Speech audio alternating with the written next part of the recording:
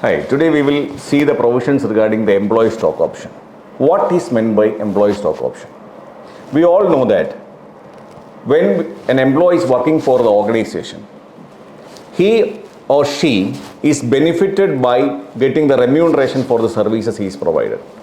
But most of the companies, especially for the information technology companies, employees are the assets which is more valuable than any other assets. So retaining these employees and rewarding them in accordance with the industry standards is one of the difficult jobs the companies are facing nowadays. So employee stock option is one of the best ways to retain the employees or talents with the organizations.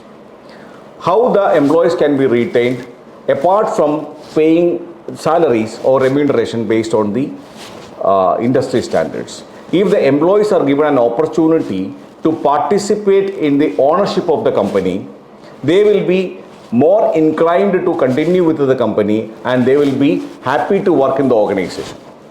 So in order to participate the employees in the management or ownership of the company, there is a mechanism called employee stock option to give them the option to purchase the shares of the company on a future date at a predetermined price.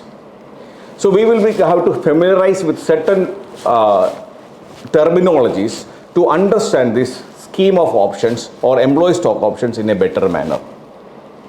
So as I had mentioned before, it is one of the ways to reward the employees, and it is an option or a choice given by the company to the employees to subscribe or purchase for the shares of the company on a future date at a predetermined price, wherein there is no risk for the employee because there is no obligation on the employee to purchase the shares, and he at his own determination decide not to go for it or to go for that. So we have to familiarize with the 2-3 terms. One is called granting of the option, second is called vesting of the option, third is called exercising of the option. So we know that, as I had mentioned before, the management of the company shall identify the employees who wants to be retained by them based on 2-3 criteria. One will be the criticality of the employee. Second one will be seniority of the employee. Criticality means this particular employee will be very much critical for the functioning of the organization, whose absence will determinantly affect the organization. Seniority means the loyalty aspects in organization. The employee is with the organization for some period of time, and the management have to consider him as a loyal employee.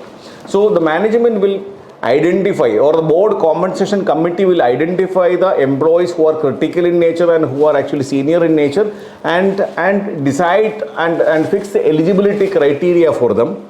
And depending on the criteria, the board will decide, or the compensation committee will be deciding how much amount to be set aside for each individual employees, and that kind of setting aside is called granting of options. So once an employee is identified by the compensation committee and the compensation committee is decided to offer him particular number of options, that process itself is called granting of options. Next is called vesting. Once an options are granted to an employee, it is actually not an obligation on him, either on the employee side or on the company side. So normally, after the granting of the shares, the employee have to continue with the company for a certain period of time to get the share options converted into shares. So once the employee had met the criteria mentioned by the ESOP scheme, the options granted will be vested in the name of that particular employee. Say suppose an employee may be required to continue for the next 4 years time period to get all the options granted in his name to get vested in his name. If the employee is leaving in between, he may not be getting the options vested in his name. So vesting is basically happening on 2 aspects. One is a percentage of the vesting, second is actually period of the vesting. Vesting percentage means a portion of the total options granted will be eligible to become exercised. And vesting period is the period on the completion of which said portion can said to be vested and will become exercisable. So the third terminology is called exercising. So once option is granted, vested, and then there will be exercise. Exercising means activity of converting the options granted to the employee into shares by paying the required exercise price is known as exercise of options. That is the process through which the options granted will be converted into shares of the company and the employee will become a shareholder of the company. So the fourth terminology is basically called exercise price. Exercise price is the price that employee have to pay to convert the options into shares.